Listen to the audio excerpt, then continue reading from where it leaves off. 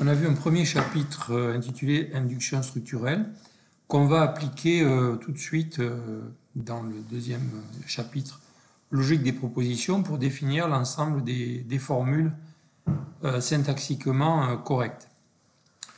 Donc on va définir un langage, le langage étant constitué d'un certain nombre de phrases qu'on va appeler formules.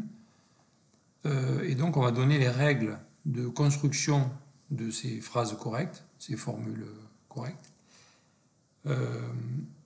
Et ces règles, en fait, on va retrouver un schéma déjà vu dans l'induction. Donc on va définir un ensemble de phrases par induction.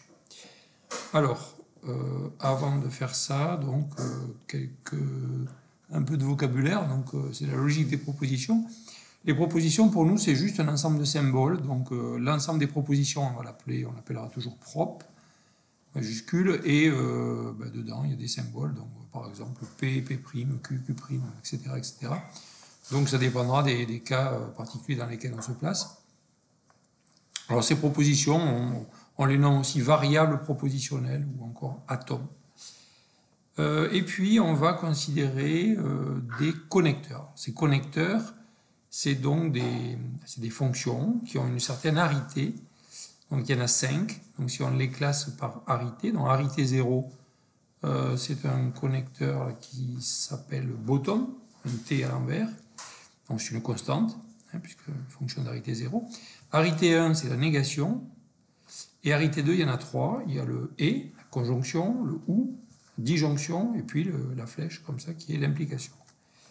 Et ensuite, on aura besoin, pour construire notre langage, des caractères, des parenthèses ouvrantes et fermantes. Et donc, avec tous ces symboles-là, donc si on prend propre et qu'on réunit avec les 5 connecteurs et les parenthèses ouvrantes et fermantes, si on prend une suite d'éléments de cet ensemble, eh bien, on va pouvoir fabriquer des phrases syntaxiquement correctes, on dit encore des formules ou des expressions bien formées.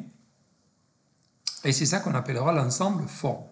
Donc forme, c'est notre langage, c'est l'ensemble des formules, des expressions bien formées, c'est un sous-ensemble de l'ensemble des suites d'éléments de ce truc-là, donc propre, union, les connecteurs et les parenthèses.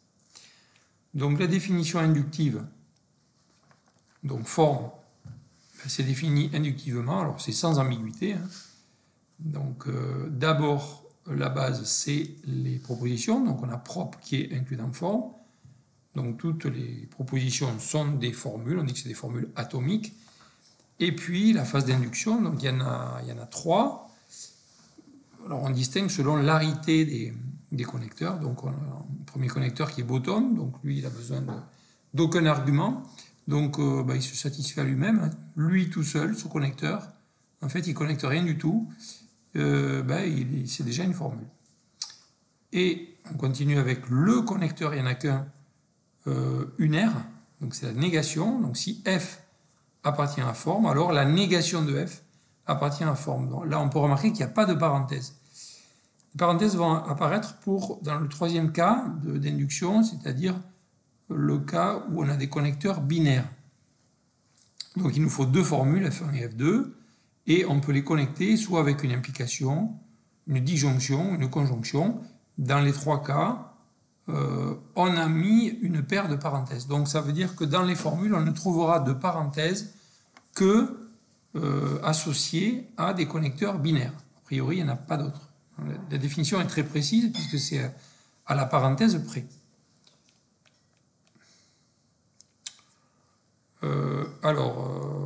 Par exemple,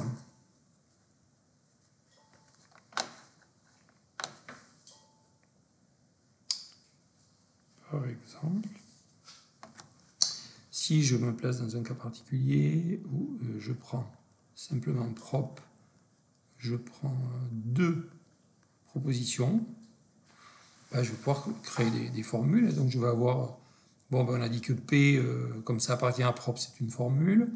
Q, c'est une formule aussi. Donc si je fais P ou P, ça c'est une formule. Si je prends la négation, j'ai le droit. ça va faire non P ou P comme ça.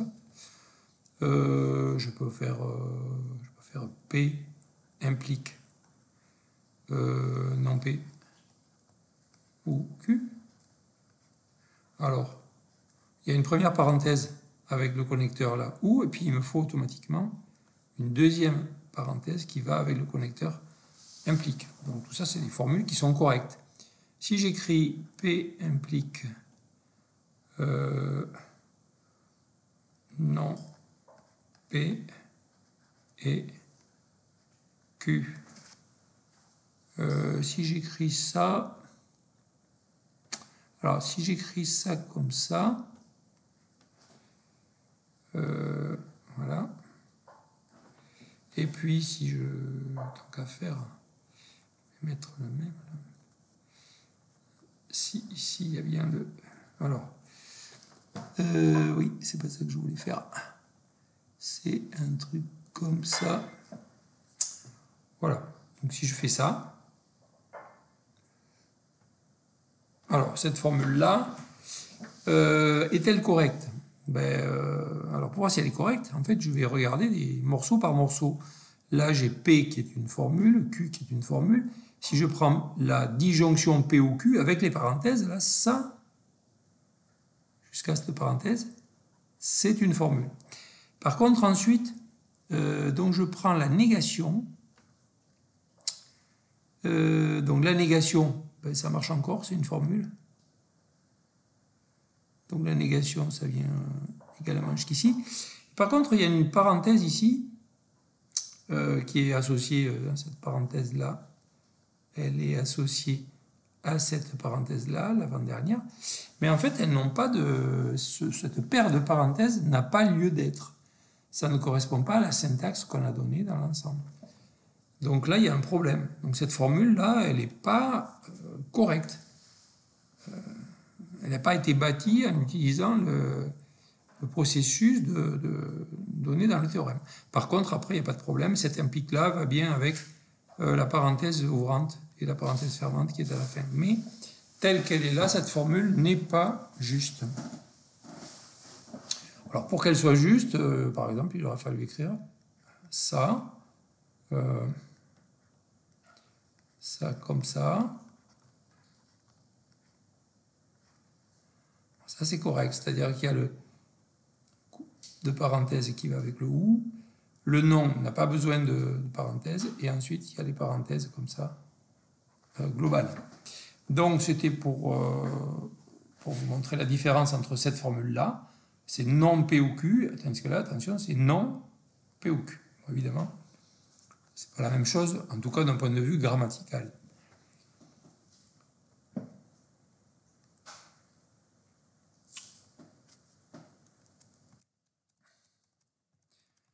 On peut donner une définition équivalente en appelant FI. FI, ça va être les formules qui ont été construites en utilisant I connecteur. Alors, F0, il n'y a pas de connecteur a priori. C'est pas tout à fait ça parce qu'il y a un connecteur mais qui n'a pas d'arité. Donc, c'est une constante.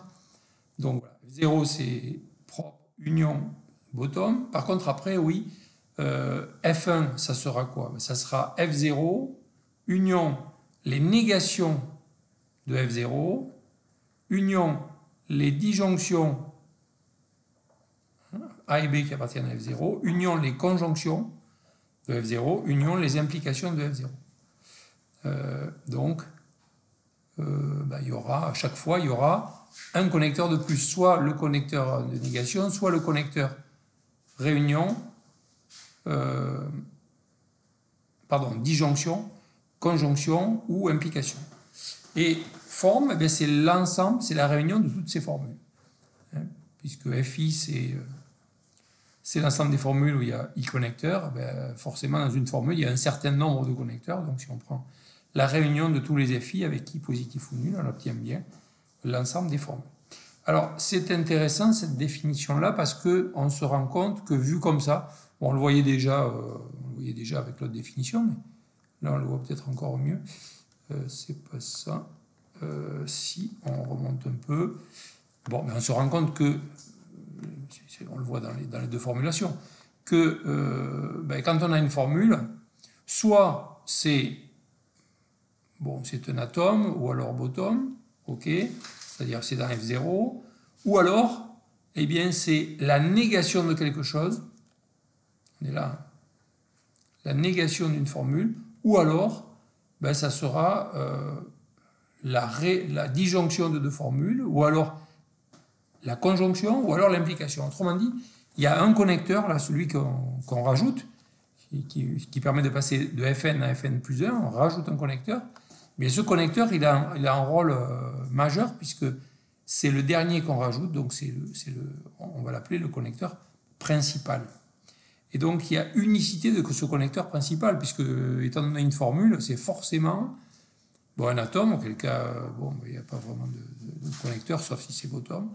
Mais sinon, c'est soit une négation, soit une conjonction, soit une disjonction, soit une implication. Et donc, il y a toujours un connecteur principal. Alors, cette remarque, en fait, c'est un théorème qui s'appelle le théorème de lecture unique, c'est-à-dire que toute formule admet un connecteur principal unique. Alors, cela étant, eh bien, on va pouvoir représenter les formules avec un arbre binaire. Alors, c'est des arbres binaires non stricts, puisque, en fait, c'est des arbres où on peut avoir soit deux branches, soit une seule branche. Donc, c'est la conséquence du théorème de lecture unique, c'est-à-dire que on va avoir dans la racine de notre arbre, le connecteur principal, et puis de part et d'autre, à gauche et à droite, on va avoir ce qu'on appelle des sous-formules, sous-formules de gauche et sous-formules de droite. Alors, on peut donner une définition inductive de cet ensemble d'arbres. Donc, la base, c'est l'arbre vide, et en induction, on va avoir deux possibilités. Soit, si j'ai petit a qui est déjà un arbre, j'appelle ABF, alors non, c'est un couple, négation, virgule A, ça sera un ABF.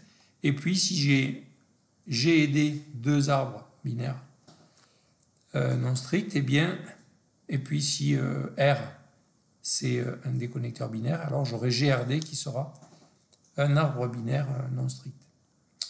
Alors, par exemple, on prend la formule la négation de P ou Q implique la négation de Q implique P. Mais cette formule-là, si on la regarde bien, si on découpe par bloc, on se rend compte que le connecteur principal, c'est l'implique qui est ici. Donc, il se retrouve en tant que racine. À gauche, on va avoir la négation de P ou Q, donc négation de P ou Q ici. Et à droite, on va avoir la négation de Q implique P. Et donc, on obtient cet arbre binaire. Donc, toute formule correcte est associée à un arbre binaire. Donc, il y a correspondance entre les deux. Et donc, au niveau de la racine de l'arbre binaire, là, associé à la formule, on trouve le connecteur principal.